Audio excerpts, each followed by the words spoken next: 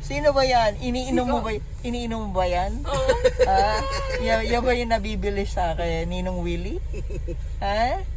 Yan ba na Ninino? Ni Will Lily? Oo. Sinabi sa akin ni Jennifer, nakausap ko na, nanay pala wala na, no? Nabangga ng tricycle.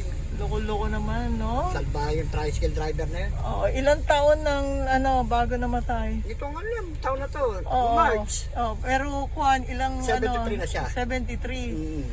Nakakalabas pa rin. Ate, Ha? Oo, nagtatrabaho pa kasi ng City Hall nun eh. Oo. Dito siya sa akin sasakay nun, nangyari Oo. sa City na yun. Oo.